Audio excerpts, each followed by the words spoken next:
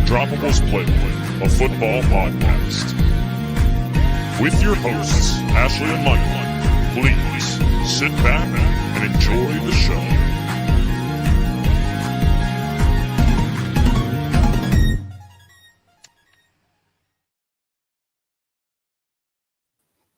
Hey everyone, and welcome back to the Undroppables Playbook, a football podcast presented by the Undroppables and sponsored by Analyst Depot. I'm your host, Ashley. This is our other host, Michael Duncan. Good morning, everyone. How's everyone's day going? No one's going to answer that. But I don't really. It's all right. I don't really know what I'm doing. Yeah, it's okay. We'll have an interactive show one day. But this is episode 11. Today we're going to look at just a little bit of this past week, but we're more so going to look at what the end of the year is going to bring for some of our players and a little bit of insight into some sports bets we think you should pick for this week. But yeah, we had another crazy week of football. We'll get into that for our second segment. Just trying to fix my mic that's falling off the desk, and then we're ready to go. We'll jump right into the injury report. Some quarterbacks were injured this week. Colt McCoy, who was filling in for Kylo Murray, suffered a pectoral injury. Baker Mayfield exited. I can also mention that Kylo Murray did not play this past week. That would be the second week that he hasn't played. With an ankle sprain, and I'm pretty sure he did not practice today, but we're still not sure of what this week is going to bring. Do you think? Yeah. I mean, he said he's really close, but with the Rams losing last night, you can't hear me? Is it me? I don't know. This is going really well, though. It's my AirPods. There we go. Perfect. Okay. Oh, I am hearing a lot of echo now. Wonderful. Okay, let's figure this out. Okay. I'm just going to mute you and then talk about Kylo Murray. So Kyler Murray, he did say he's really close, but with the Rams losing the other night, it kind of gives the Cardinals a good excuse to wait another week and be safe with Kyler. We saw the second half of his season last year kind of get derailed with injuries, which kind of it really did derail their season because that's the kind of quarterback and player that he is. So I wouldn't really be surprised to see them give him another week to heal as they maintain their lead on the Rams. So I can hear you now. I don't know what happened. I think my AirPods stopped working, but perfect. I completely agree. I think this the way last week played out is probably in the best interest for, that he could take another week off. I think it's the best way, so, and you're more so looking forward that your team is a very high contender to make a deep playoff run. So you want to keep him healthy for that stretch of the season. Anyway, Baker Mayfield exited during the second half of the game with the Patriots with a knee injury. This is like the gazillionth time that he's exited early this year. He suffered a lot of injuries. He had a press conference where he's like, I'm just beat up. It's just that time of the year, time of the season. It's just been a rough stretch for him. But he said he does not plan on missing any time. So that's now knee. I'm pretty sure a hand injury at one point. He has the labrum tear. I'm trying to remember if that's the part of the shoulder. But I am not a doctor, so I am not going to say things and then be horribly wrong for the sake of everyone. We'll move on to running backs, though. The most notable of which is Aaron Jones from the Green Bay Packers, who has a sprained MCL. He seems to have avoided any serious season-ending injury. He's listed as doubtful for this week. I don't think he will play. I think they're going to give him a break, especially with A.J. Dillon up behind him, a super high caliber RB2 on that team who will be fine taking over Aaron Jones's role.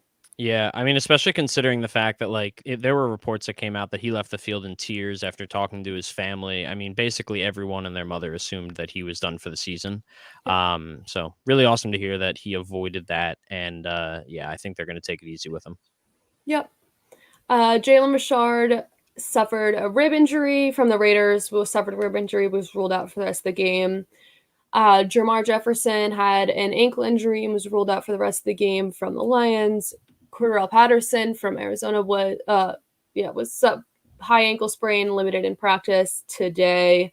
And another gross one was Ty Montgomery suffered a finger injury from the Saints, suffered a finger injury, exited the game early. It was a really gruesome finger injury. It seemed to have been a dislocation that kind of came through the skin. It was not fun to see. Yeah, no, those are the things I like to avoid on Twitter, typically. Yeah. Onto wide receivers. Anthony Schwartz from Cleveland suffered a pretty nasty hit to the head. Was in concussion protocol. Did not practice today. CeeDee Lamb exited the game early with an arm contusion that he suffered in the first half. Terry McLaurin from the Washington football team came down weird and suffered a collarbone/shoulder injury in the second half versus the Bucks. Marquise Brown from Baltimore did not practice today with a thigh injury and is listed as questionable on the week. And Cole Beasley did not practice today with a rib injury. Any of those stand out to you? Not particularly. I mean, I think CeeDee Lamb will probably play, and I think Terry McLaurin went back into the game, so I'm not particularly worried about any of those guys or any of like the bigger name guys that are very important to their team's offenses. Yep. On to tight ends, we have 3 here. Ricky Seals-Jones from Washington exited the game early with a hip injury that some noted to be a possible hip flexor strain. So it didn't seem too serious, thank God. Dallas Goedert suffered a also pretty bad hit to the head, did not return, and is in concussion protocol. And Hayden Hurst suffered an ankle injury. He did not practice today and was ruled out for this coming week.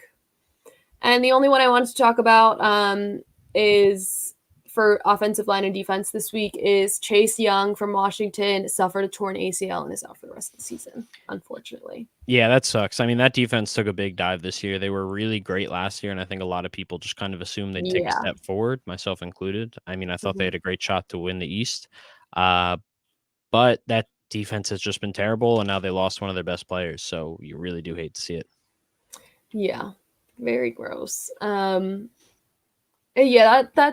that defense has been probably one of the more surprising things of this season. I think, like you said, so many of us expected them to be almost like going nuclear every week, and it seems that they kind of have taken several steps back instead of steps forward, like most people predicted them to. And losing Young is going to be a serious setback for that team. And one more player that we didn't mention was running back for the Niners, rookie Elijah Mitchell, running back. He broke his finger, and he's supposed to be getting surgery this week, and he is not ruled out for this weekend's game. There's a chance he could play. We've seen it before. There is some precedent of a player, I don't believe ever a quarterback, obviously, but of a wide receiver, running back type player to play with a broken, finger. It's not ideal, obviously, but I mean, there's still a good chance that he plays this weekend, even if maybe his ball security has to take a little bit of a hit. Yep. I forgot about that. I saw that this morning and I forgot to put it in there. My bad. But anything you want to talk about this week? Just a quick little 2-minute segment about anything that stood out to you from this week, players, games, outcomes. The biggest thing for me is Cam Newton. It's just so nice to have him back in the NFL again. And honestly, it's even nicer to have him back in Carolina. Obviously, the meme's going around about the fact that they're paying Teddy Bridgewater to replace Cam Newton. They're paying Sam Darnold to replace Teddy Bridgewater, who replaced Cam Newton. And now they're paying Cam Newton to replace Sam Darnold, who replaced Teddy Bridgewater, who replaced Cam Newton. It's incredible from that perspective. It's just amazing how that happens. Yep. But it's just nice to see Cam balling out. He's not the quarterback that he once was. Back in like 2015, I think it was when he won the MVP. They went 15-1, went to the Super Bowl. He's not, I think his arm is a little bit shot. I think overall he's just a little bit, he's getting old, and the miles that he's put on have really shown, but he's still an athletic freak. He's still finding ways to produce offense. And honestly, I think maybe he's got a little more left in the tank than we thought after seeing the difference in the offensive skill positions in New England that he had last year versus what's going on there now. Yeah. And they spent a buttload of money to make sure that last year didn't happen again. So, yeah, I mean, it'll be fun at the very least. I'll be surprised if he can do worse than Sam Darnold. But I think honestly, it'll just be fun to see Cam Newton wearing that, teal blue, wearing number Carolina 1. Blue. Yeah, I just think it's fun. It was really enjoyable to watch him It score a was. touchdown on his first touch back in Carolina. And he's always been a fun guy to root for, but this is just kind of taking it to another level.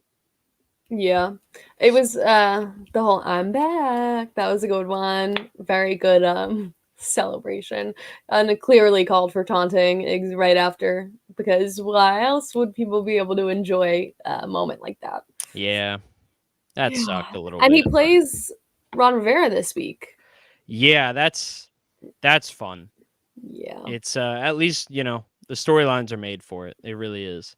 yeah, and Honestly, he's getting starter reps. Oh yeah, I mean, I'm almost positive he will be the starter. I don't think they paid him a decent chunk of money too. I don't have the numbers in 1 year front of deal. me. Yeah, it's like one year deal and something north of like 6 million. But he yeah, I mean, they're paying him good money. He's going to be the starter. And I'm really just hoping more than anything that he can just kind of help the pieces on this offense really get going. DJ Moore had a strong start to the season and really tailed off in recent weeks with Sam Darnold struggling. Robbie Anderson looked alive last week for the first time in a while. And obviously, for Christian McCaffrey owners in fantasy, it's going to suck to see Cam Newton take, 1 yard Most of the goal rushing line touch. work. Exactly.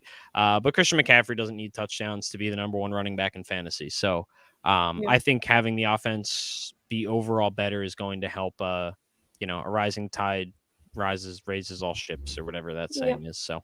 Yeah, it was $6 million was the contract. 1 year, $6 million. Yeah, which is crazy considering it's for like less than half a season. So great for him. So good for him. And then, like I said, they play Washington this week. Who one of the things I want to point out is that Washington did beat the Buccaneers this week. So RIP to all us Giants fans who have to play an angry Tom Brady after losing to Washington. We'll talk about that in a little bit during our final segment. To like a 1 week deal. Seriously, imagine.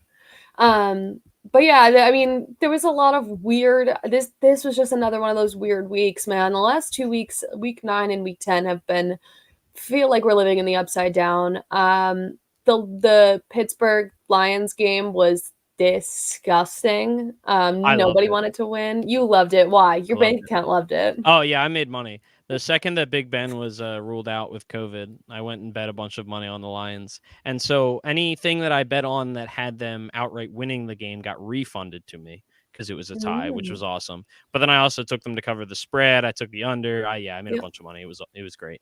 I love that. And yeah, that's one of the other points I wanted to make is where am I Steelers switcher? But everybody who's like, listen, bench Big Ben, washed. I agree with you. He stinks. He's doesn't have an arm anymore. But that game showed you that he somehow is still the best option in Pittsburgh. I don't think anyone in the depth chart is going to be better than him for the remainder of the season. This is going to be a problem that's going to have to be fixed during the off season instead of right now with the depth that's currently there. That's not something we didn't put in the injury report. You could have. That's something we didn't have in the injury report. Big Ben had COVID this week, so that's why he was out. Yeah, it'll be Mason Rudolph is bad at football. I don't know how he's still the backup. I don't get it. An organization as smart as the Steelers should be more prepared for a situation like this. And I get maybe all things considered, maybe it's better to handle it like they did compared to the Aaron Rodgers, Jordan Love situation. But I don't know. Ben Rodgers.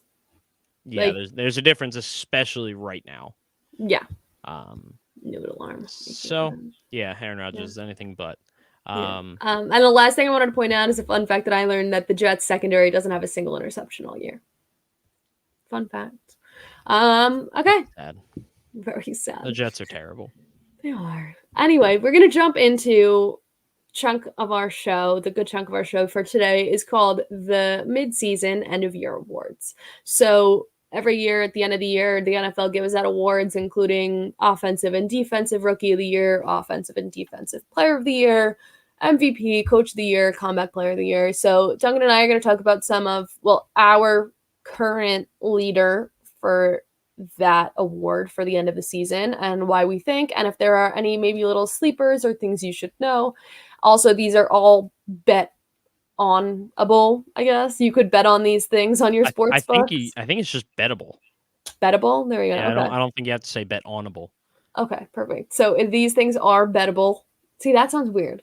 If you have a sports It sounds book, better than bet onable. I don't know. If you have a sports book, these awards you can bet on. There we go. So we'll Great get job. started. Thank you so much. I mean, we'll just circle around. We'll find our way there eventually. Yep. All right. So we'll get started with our offensive rookie of the years. So why don't you go first and tell us? I mean, we did agree on this one actually, but yeah, I cheated a little bit, and I sleeper. put two. So actually, you can start us off, and then I'll talk about the other guy that I have. Okay. I think offensive rookie of the year is going to be Ja'Marr Chase. Usually I would go for a quarterback, and Duncan is going to talk a little bit about the second half of this part.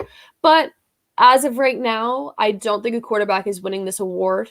I don't think anybody has come close to showing me exactly what I need to see in order to classify them as a winner of this award. Ja'Marr Chase has been absolutely unstoppable, not only with yards and receptions, but also with touchdowns, with elevating an offense, the way he runs his routes. I think he has completely stepped up the Bengals offense, and I think he is the clear front runner at this moment.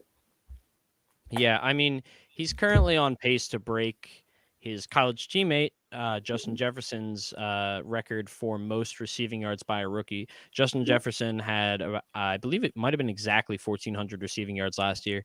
And Ja'Marr Chase is currently on pace for 1,577 yards, obviously with one extra game, but he still would have broken it in 16. And 13 touchdowns on only 83 receptions. He's just a big play machine. It just didn't take him more than 5 minutes to adjust the NFL game. Apparently, after everyone and their mother was, I've said that twice in this episode. After everyone was extremely worried about the fact that he was having issues seeing an NFL ball. But yeah, so yeah, I agree that Ja'Marr Chase is, barring a second half meltdown from him and the Bengals, I believe that he's definitely the most deserving of it. But the quarterback that I have, you look like you're really struggling. I really had to fix my legs that were stuck on one side of the table, but we're good now. Yeah, it's horrible for someone when your co-host has ADHD because I can't stop looking every time your camera moves. But yeah, it's Mac Jones. I mean, I laughed at fellow Undroppable Jax Falcone early in the offseason because he picked the Patriots to win the AFC East, and he might have picked them to win 12 games. I remember it was right around there. Yeah, that was the number because 10 is too low. I think I listened to the episode. I think it was 12. I think he called 12. Yeah, which I thought was ridiculous, but they could technically still do it. They've been on a great streak lately, and Mac Jones has been really, really good. He's been by far the best of the rookie quarterbacks so far. And I think for the most part, he's doing exactly what people thought he would do, which we all kind of thought that coming out, he was the most kind of NFL ready. Maybe he didn't have the highest ceiling of all these prospects, which I think was really the main argument against him. But at least personally, I thought that he definitely had the highest floor.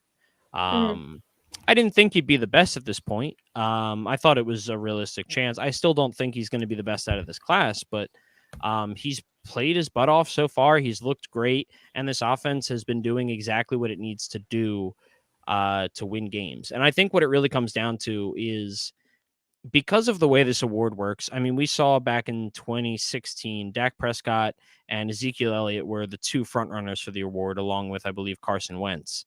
And the Cowboys made the playoffs. They were the 1 seed actually that year.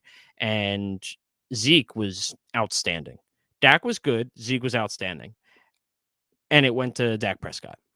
I think that if the Patriots make the playoffs and win 10 games, which really could happen, I think that's all it's going to take for Mac Jones to win the award because they just love giving it to quarterbacks. Yeah, and I think coming off of Tom Brady and being able to go back to the playoffs, since he left, I'm pretty sure, right? I mean, So yeah, 1 year. So yeah, I mean, yeah, but so they didn't make it last year.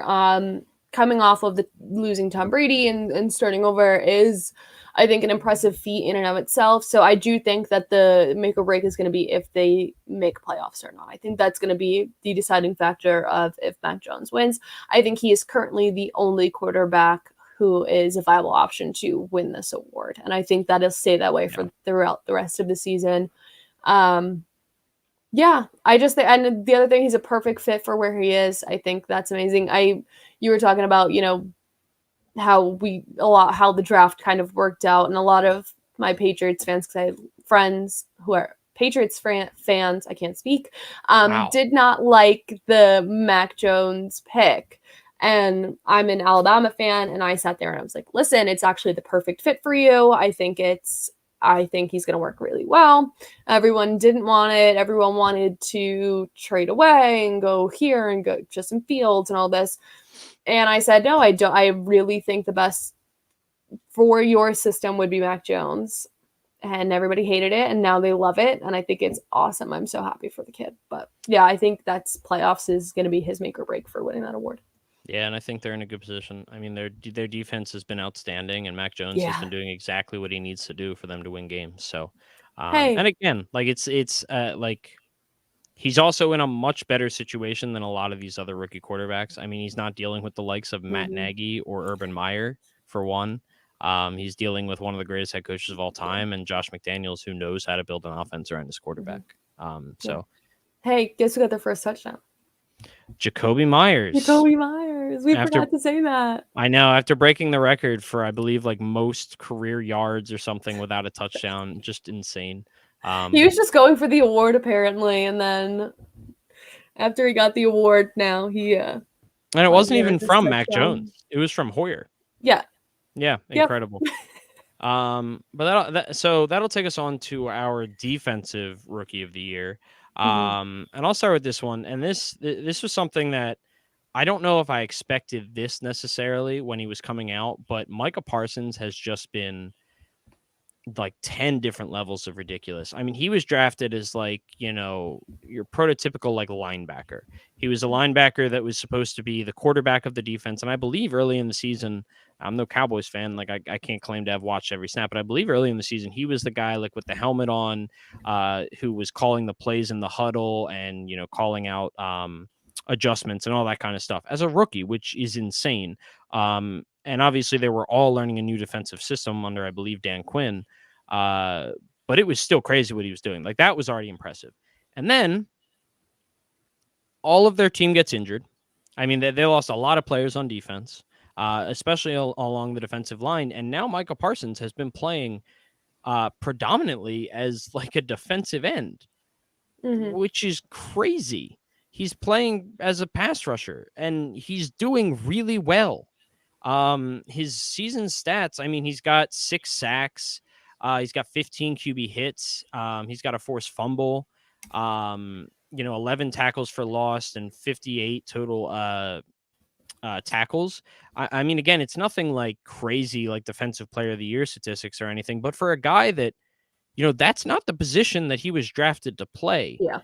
And, it's not even sometimes always about the stats. I mean, being an Eagles fan, like I'm very familiar with Brandon Graham, who is never had a 10-sack season in his career, but has been snubbed from the Pro Bowl year after year after year because of what doesn't show up in the stat sheet. And every time I've seen Micah Parsons play, he just makes these plays that are so intelligent and so just impactful for the defense, even if it's not showing up in the stat sheet.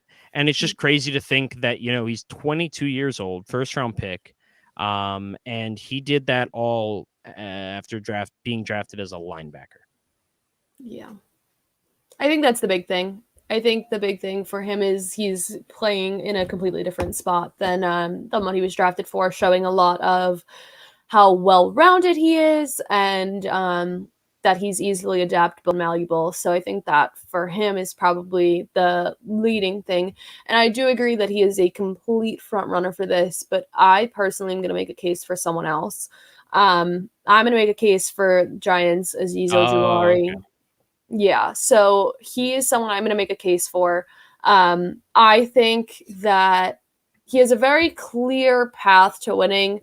He currently has 25 tackles, 5.5 sacks, 1 forced fumble. As of like 2 weeks ago, he was leading Chandler Jones, Nick Bosa, Von Miller, and Chase Young in sacks. In just 7 games, he had already matched the Giants' rookie sack record at 5.5. So he is showing that he can be just as good as guys who have been in this league for years and years. He has been one of the only, throughout the first half of this parts we've had so far, he has been one of the only saving graces for the Giants defense. Because the Giants defense was off to a very, very slow start for a team that was expected to have one of like the league's top defenses, was off to a really slow start. And he was kind of the only saving grace of that defense, led to, game winning sacks and stuff like that. So I think Azeez Ojulari has a very good shot at winning this award. Yeah, he's definitely, it definitely feels like one of those years that I feel like a lot of guys are really going to go underappreciated because Azeez Ojulari is, especially because he's on such a bad team. Like that never helps like these rookie of the year candidates or defensive player of the year candidates either. Just because, again, I mean, if you're on a bad team, you tend to get overlooked, and it tends to go to the guys that I feel like everyone knows. Like, there's a reason that Aaron because Donald maybe you had a hand in all of these winnings and winning the Super Bowl and like all this stuff. But if your team's not winning, then maybe you're not that good, that type of thing. Yeah, exactly. So it does feel. I know that Micah Parsons is the betting favorite right now, and I do feel like, especially because the Cowboys defense has made such an outstanding jump this season, a lot bigger than I think anyone was expecting. It definitely does feel like it'll be hard to unseat him, but Ojulari he's definitely one of the guys that stands a better chance if Micah Parsons slows down in the second half. Yep, I agree. So do you want to talk about your offensive player of the year pick? Yeah, so offensive player of the year pick is the probably most clear cut of all of the awards so far, and that's Rams receiver Cooper Kupp, who, let me pull up his current stats, currently has 1,141 receiving yards, 85 receptions, 10 receiving touchdowns. He is just tiers above everybody else right now. On a good team. So what we just talked about, he's on a good team, a winning team, and he's putting up these numbers with an elite wide receiver too, who was there the entire season up until this point. Robert Woods is still an elite receiver, or at least I would consider him elite. Would you consider Robert Woods elite? Probably not elite, but very good. Okay, so very good wide receiver too. We're nitpicking at definitions at that point. So you did that with like, you're not on the Lions where you're the only receiving option. Like, you're on the Rams where there are a lot of a lot of receivers or people who could catch the ball. So you're putting up these crazy, like almost record-breaking numbers where you are on a team where a million other people could catch the ball. So I just think he's probably the most clear cut of all of them. Well, you do say almost record-breaking numbers. He is on pace to break the all-time receiving yards record in a single season. So he's on pace for 144 receptions, 1,939 yards, and 17 touchdowns. He already has 10 on the season, which is just crazy. And the touchdown thing especially will fluctuate a lot, what he's on pace for. So if he has a couple games where he just explodes with 2 or 3, which he can do, it wouldn't be shocking to see him break that record. I mean, in this offense, especially after losing Robert Woods. Yeah. I don't think OBJ is as much of a threat as everyone thought he was. So no, definitely not. No. All right, tell me yours, because we both agreed on Cooper Kupp, but we wanted to bring forth another candidate, so this got a little bit more interesting. So tell me who you think could also win. So it's a shame that Derrick Henry's injured. Obviously, he's coming off of a year where I believe he won it last year and a 2,000-yard rushing season, and he was on pace to do all of that again. Yeah, Cooper Kupp is the clear front runner, but the guy that I wanted to highlight is the guy that I think has, kind of taken the crown, so to say, and will most likely lead the league in rushing with Derrick Henry injured, or at least he's my betting favorite too, and that's Jonathan Taylor. The Colts had a really, really rough start to the year. I mean, it just felt like everything was going wrong. Nothing was working out. And Jonathan Taylor was definitely like a good example of that. I mean, he didn't have any touchdowns over the first 3 weeks. He rushed for 56 yards, 51 yards, and 64 yards. Not what you want to see from a guy who looked like he should be a generational type running back. But since week 4, he doesn't have a single game without a touchdown, which leaves him with 9 currently on the season through 10 games. And he is on pace for over 1,500 rushing yards, 15 touchdowns, and over another 500 receiving yards. So Jonathan Taylor is Carson Wentz has been playing a lot better, but I think part of the reason that Carson Wentz has been playing better is because Jonathan Taylor is the engine that really makes this offense run and makes it run effectively and efficiently.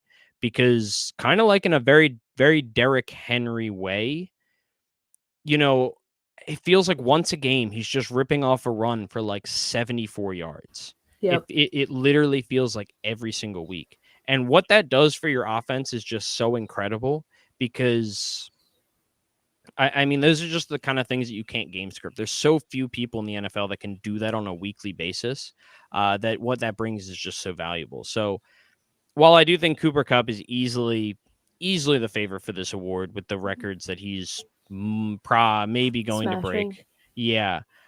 Jonathan Taylor has looked outstanding this year and is definitely, like, if the Colts make the playoffs and if they make a run toward the end of this year, I think it'll be largely in part to Jonathan Taylor. Yeah, I think that he has kind of been the saving grace of the Colts offense and the Colts actually being able to put up numbers on the offense. He's been a huge safety net for Wentz. He has, like you said, showed that he just has this like natural talent to be able to break off into these runs that I genuinely don't think many guys in the NFL could do that on a week-to-week basis like he can.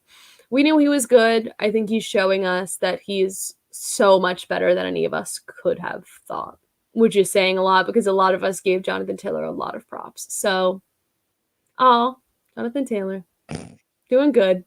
Great ending to that. I'm happy for him. The You're more I happy. think about it, it's like oh, like he's really doing good. Like I'm happy for him. You're not wrong. He is doing really good. Yeah. So yeah, props to Let's move Jonathan on. Taylor. Yeah, so I'll go first for Defensive Player of the Year. Okay. And mine is pretty easy. I mean, I didn't really have to think too hard about it, and that's Myles Garrett. And I mean, he's just having an outstanding season.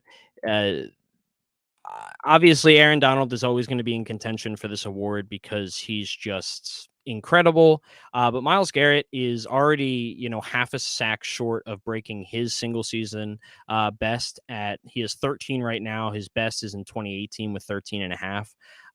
He's racking up tackles. And he's just every week he is making an impact on that defense. He's the driving force behind a very good defense, and he's just a physical freak. So he's doing all this, and he was the number 1 overall pick for a reason. He's supposed to be doing all this. So with Aaron Donald, having a down year, I guess by comparison to previous Aaron Donald years, and maybe there's just a little bit of voter fatigue with him. I think Myles Garrett I think he's the easy pick right now. If he can just keep up this pace, he could really get close to breaking some records. I think there's a good chance that he gets over 20 sacks this season, which is always a big line for them to try and cross. So Myles Garrett's great. And I think that he's definitely my pick for Defensive Player of the Year for the season. Yeah, I agree with that one. I do think he took a pretty big step up. I really don't know that many people saw that coming. So it was pretty interesting. And like you said, I think our usual lock of the that award is kind of not producing what he should be to win that award. But I will bring forward Trayvon Diggs as a candidate for this award. Trayvon Diggs stats I had pulled up with 28 tackles, 8 interceptions. He's projected for 14 interceptions on the year, 50 total tackles, 43 of them solo. He's on pace to break the franchise interception record. I think in a season interception record. But he has been also a saving grace for that Cowboys defense. They've been better than they were last year. They were horrible last year. That's the understatement of a century. They were horrible last year.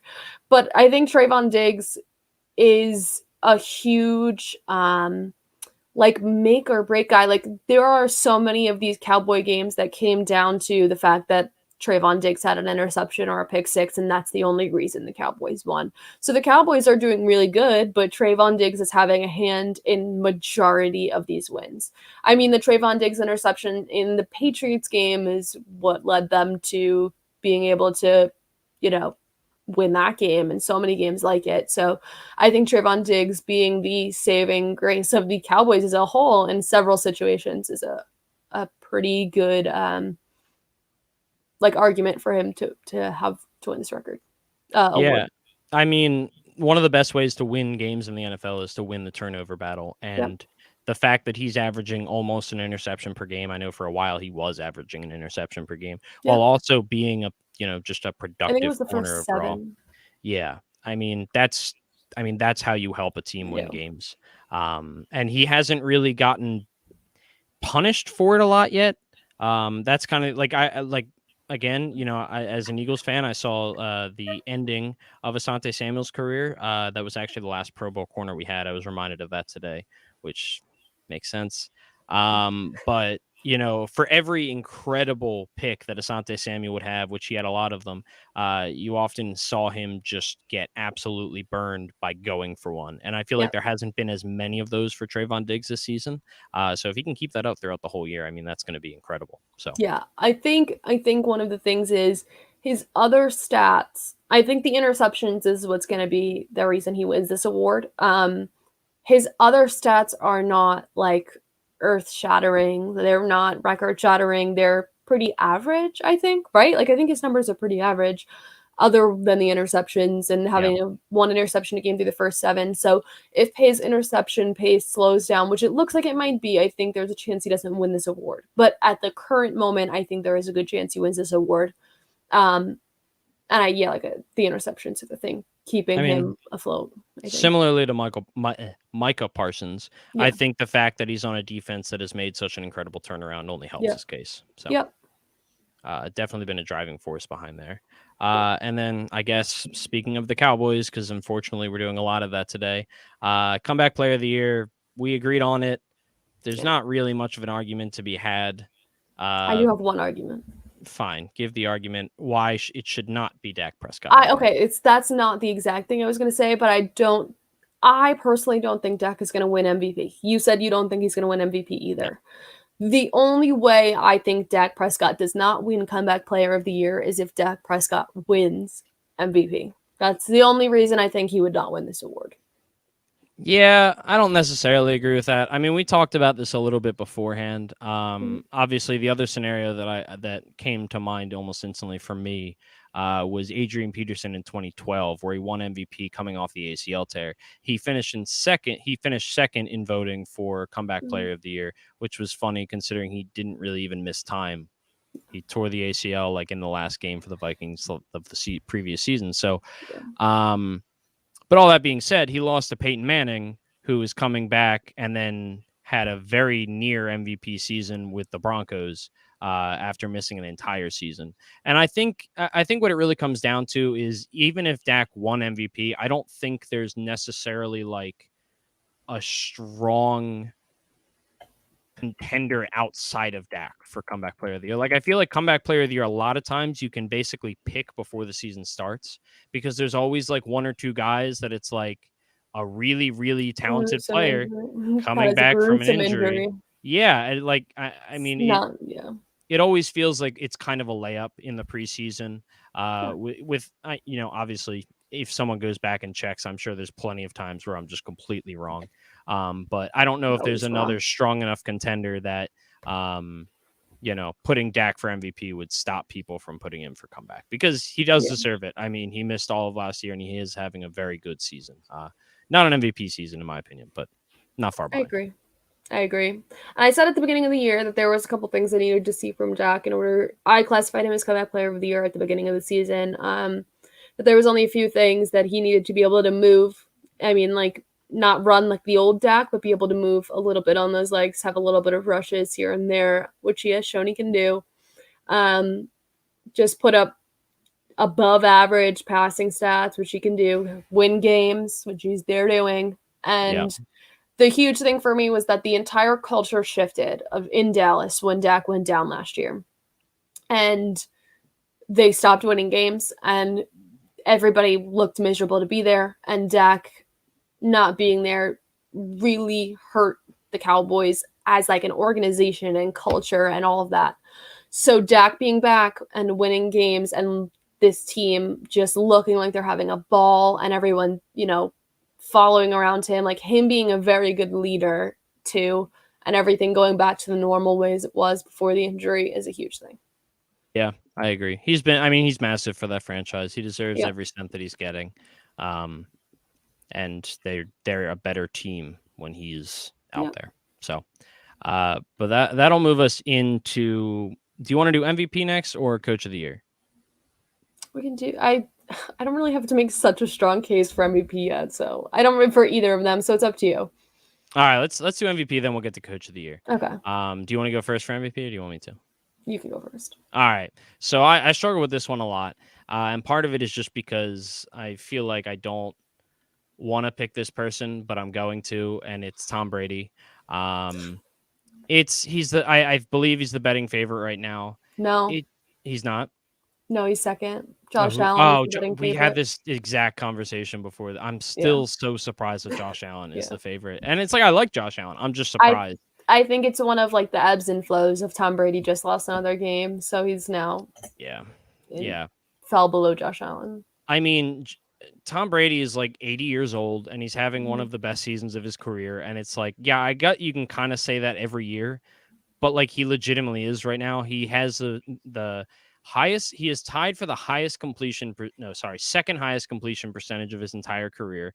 He has one of the best touchdown percentages of his career, while leading the league in passing touchdowns, including the fact that he already has had a bye week while some people have not. He's not really throwing a ton of interceptions. He has a low interception rate.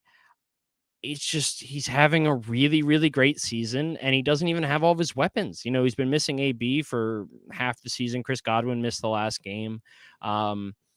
And it just, he lost a bad game to Washington, but all that tells me is that I feel bad for your Giants, because they're just going to get the wrath of Tom Brady this week. And he's going to go out and probably throw like 7 touchdowns to Cameron Brate, because of course it's going to be Brate too. Just what he does. It's going to be Brate and Giovanni Bernard. He's 44 years old. He's so insanely good. And I think that there's a really good chance that they're the 1 seed in the NFC. They have to catch up to the likes of the Cardinals, and they got to keep pace with the Rams, obviously. But I mean, betting against Tom Brady's really hard. It'll be his 4th MVP, I believe. So he's still 2 shy of Peyton right now. So I'm sure that he wants to surpass Peyton, because those two have a very odd friendship. But I think the only thing that keeps Tom Brady from winning the MVP is probably voter fatigue, which I know I've said before, but like with MVP especially, I mean, if we're being honest, there's probably a lot more years than just 3 that Tom Brady has been the best quarterback in the NFL. Yep. I mean, I feel like that kind of thing is very obvious in like the NBA, especially. I mean, obviously switching topics, but LeBron James deserves more MVPs than he has. I don't even know how many he has, but I know it's not enough. It's probably the same is true for Tom Brady. But I think we're almost getting I think for a while people were tired of him being the best and he didn't win any. And now it's almost like we're at the point in the cycle where it's like, we kind of thought you'd be retired or irrelevant by now. Yeah. But instead you're just breaking records. Like So like you can stay. he's on pace for over 50 touchdowns this season. Like that's ridiculous. So he has more now than he did, like more in his 40s than he did, I'm pretty sure, the entire rest of his career. wouldn't shock me. I mean, he Insane. threw 40 last year, and he's on pace to smash that. He's on pace to throw over 5,000 yards, which would be the most of his career, obviously with an extra game, which helps. But he's just been ridiculous. But who's your pick? My pick is Lamar Jackson to win his second MVP. I think that he is making such a strong case for himself because he is constantly not letting his own team lose, right? Like, it's like he just genuinely does not give up. He's the best player. Like, without him, that offense would be absolute trash right now. Lamar Jackson has shown insane improvement in throwing the ball. An insane, like, I don't want to say game. I hate overusing the word game manager, but an insane game manager. He has taken the more selfless route where he is not eating up rushes anymore. He's just to kind of get out of danger. Like, he is playing so smart. I mean, he has several performances that are like walk-off touchdowns. So I just think Lamar Jackson is the clear so far that, like, without him, this team would have probably no wins right now. Yeah, I do think that he might be the most responsible player for his team's success at the moment. Which again, maybe that's discounting Tom Brady too much, because when they didn't have Jameis, when they had Jameis, they were terrible. But I mean, he's just been incredible with all the injuries that they've had and all the issues that they've had on that team. I mean, he has just week in and week out put the team on his back. I think the thing that'll be hardest for him to overcome is the fact that it does make it harder to win games. And if they're not like a top couple seed, I have a hard time seeing him as the MVP, just knowing the way things normally go. And that's I kind of put him in the same bucket personally as Kylo Murray, who was the guy I really wanted to pick for this. Yeah, me too. But it's so hard to pick guys that miss games. I mean, it really doesn't even matter what their stats are sometimes. It's just, you never see the voting go their way. So it's tough with Kyler having already missed 2 games, maybe missing a third this week. But I mean, he's been very similarly, just like, I know they won 1 game without him, and then they obviously lost 1 without him, but he has just been incredible this season on both ends. So honorable mention to him, and shout out to, and I think what you said, or shout out to who? Lamar Jackson for being good at football. Yeah, he's very good at football. But I think one of the things you and I had said earlier is that this might be one of the hardest ones to pick right now, because literally everyone in like the top 10, 15 spots of like the leaderboard for this award has had their flaws this year. Yeah. I mean, what? Derrick Henry, I mean, is hurt, but so that sucks. But Josh Allen lost to the Jags 6-9. Like, yeah. Kyler Murray has missed a lot of time. Too. Yeah, so like there's just a lot. Like, every single person on this list, you could list off probably 3 pretty big flaws on the year so far, 2 to 3 pretty big flaws on the year. So I think this is probably going to be one of the more interesting years for this award, because this year has been so strange in the NFL that I think it's kind of just going to be, it could be anyone's game up until the last week. Yeah, in years past, it definitely is. I mean, it's felt like we've known who the MVP is by this point in a lot of years. Obviously, it doesn't always work out that way, but like Carson Wentz in 2017 was the easy front runner until he got injured. The following year was Mahomes. The following year after that was Lamar. Like, it was just like, it was these young guys taking that huge next step and just, performing a massive undertaking. And we haven't really had that as much this year. But that'll take us to Coach of the Year. Why don't you start it? Okay, fine. I'll go first. I like yours. I forgot about that one until you put it down on the list. Yeah. The other show that I do every week is called Under the Wire. Me and Kyle from the Undroppables, Kyle Larson, we are on the Fantasy Football Chat Discord, and we do like start sit advice. And Kyle is a Titans fan.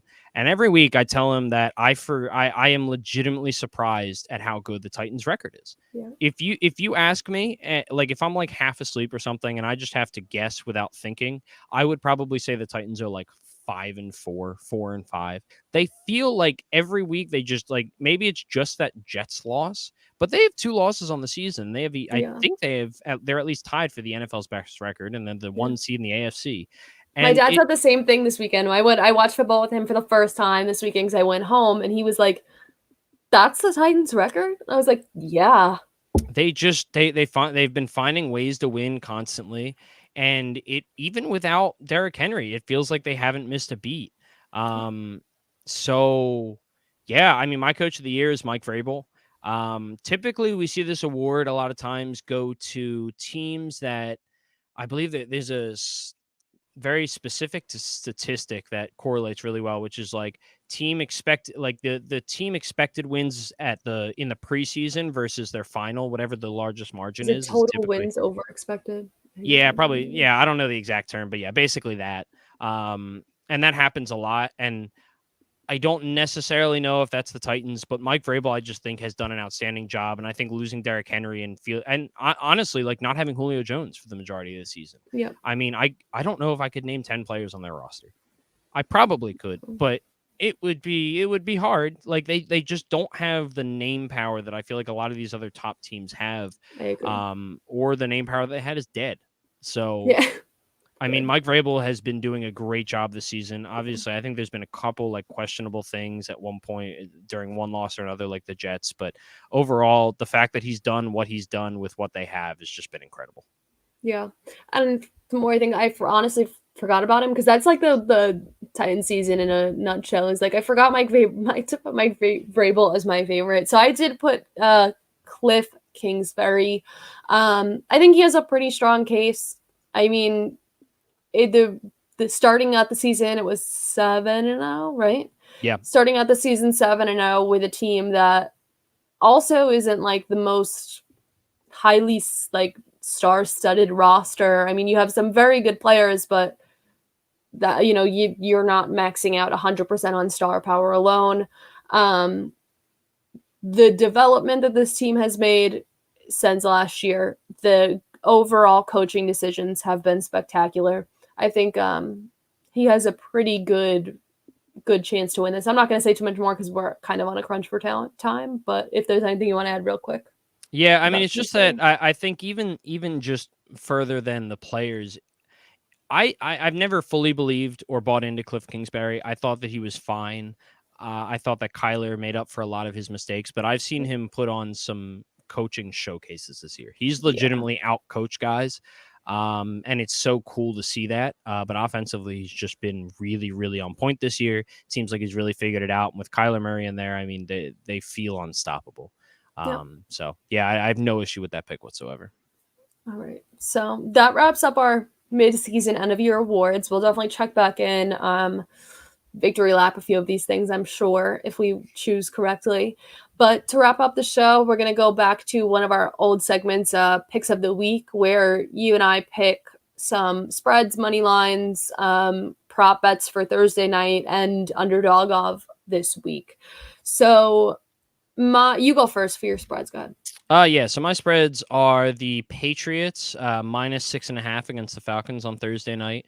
That kind of surprised me. I guess it's not too surprising to not see it bigger, but the Patriots have been great lately. They've been winning big, and the Falcons are already without Calvin Ridley, and they might be without their offensive superstar in Cordarrelle Patterson this week.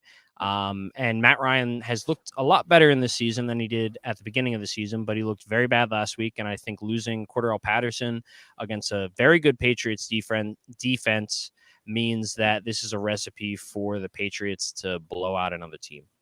Yep. And then my other one is the Colts at plus 7.5. And I actually don't remember who they're playing Buffalo. The Colts haven't really lost big this year. It feels like every week they've competed. When they have lost, it's been in close games. I think Buffalo's a really good team, and I expect Buffalo to win the game, but I do think the Colts will make it closer than plus 7.5. Yep. And my spreads, I like the Lions plus 11.5 against the beaten up Browns, who are still a mess even after losing OBJ. Surprise, surprise. Beating up Baker Mayfield, the beaten up running back room. So I think the Lions could stay within 11.5. And the other one is another huge spread. The Giants plus 11 against the Bucks, which is at minus 115. Tom Brady has not covered the spread in his last 11 8 o'clock games. So that's good to know. Specific.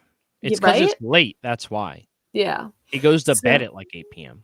Because he's geriatric. Exactly. But so Tom Brady's not covered the spread in the 11 of his last 11 games that were at 8 o'clock.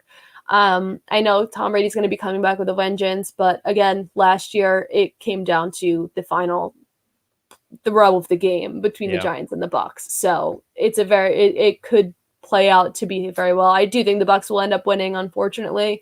Giants could, because that would be a game they could find a way to win, but I don't think they're going to have three losses in a row for the Bucks. So I think Bucks win, but Giants cover the spread. Tom Brady.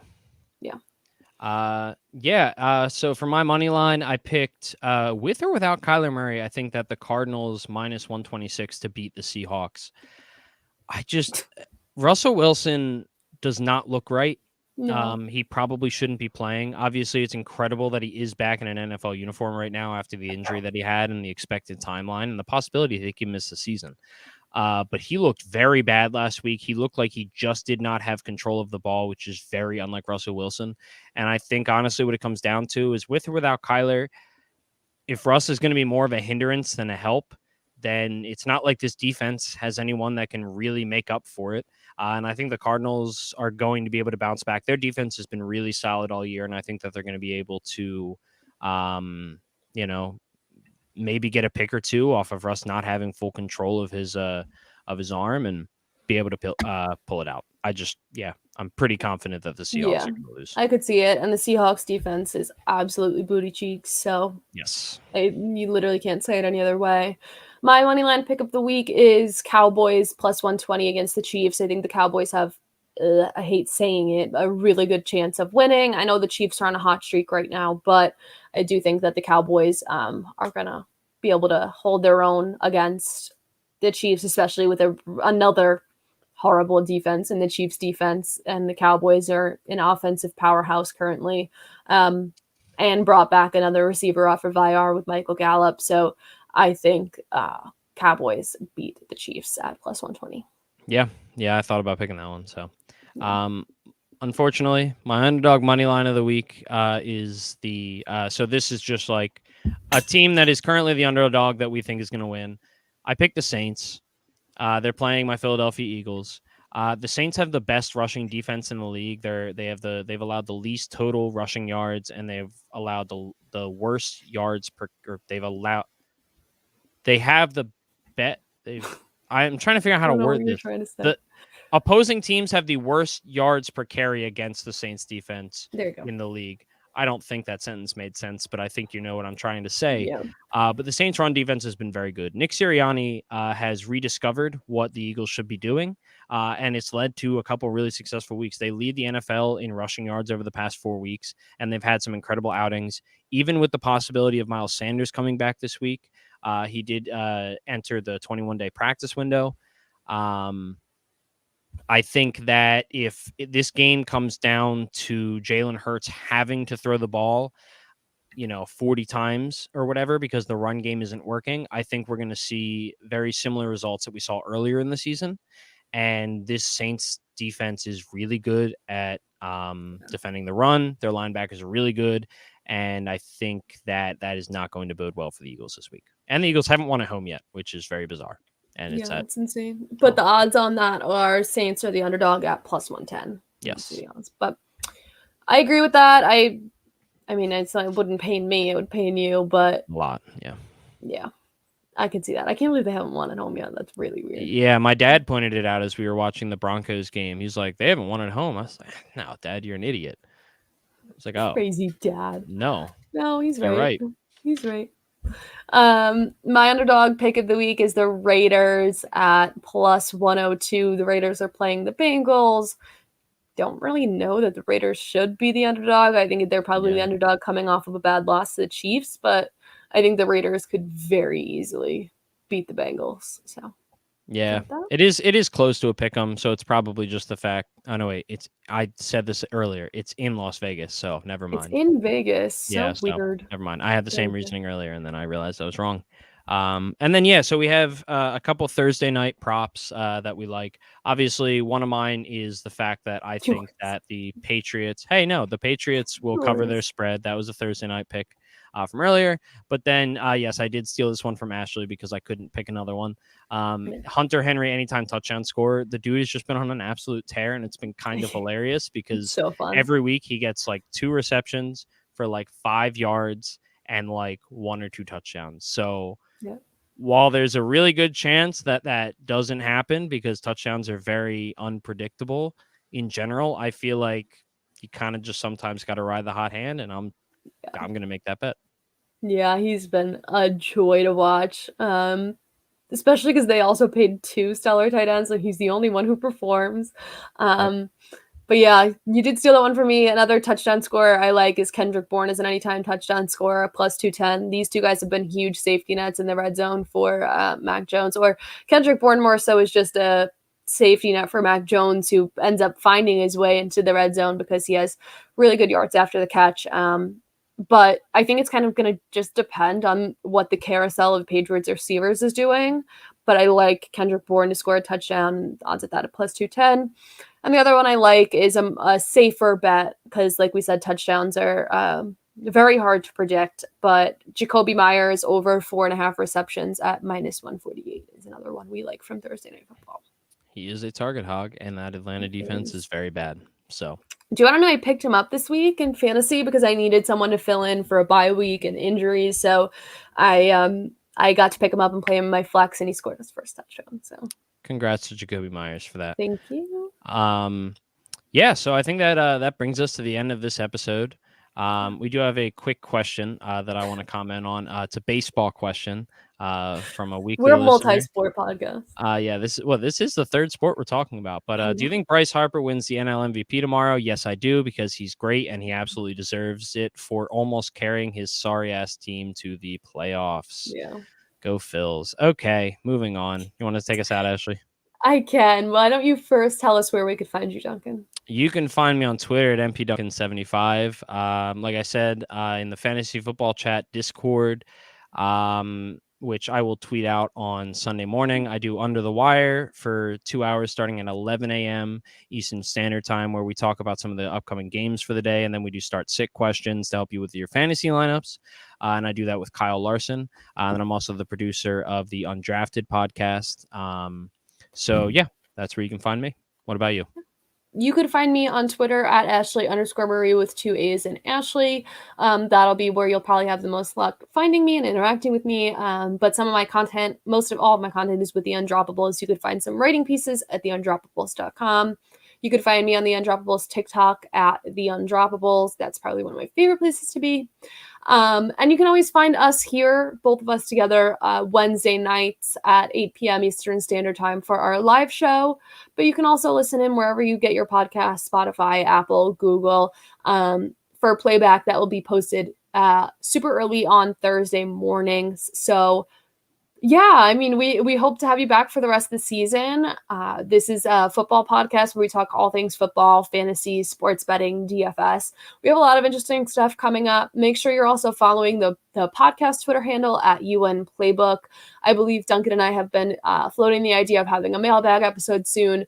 So make sure to follow along, come hang out with us. I know I got to see that we had a decent amount of people in the live stream tonight. So I'm so happy about that. But we're in for another a pretty fun end of season. I can tell by the way this is shaping up. So thank you guys for hanging with us. We hope to see you again next week. And if we don't see you again next week, have a happy Thanksgiving. Oh, yeah. Happy Thanksgiving almost. But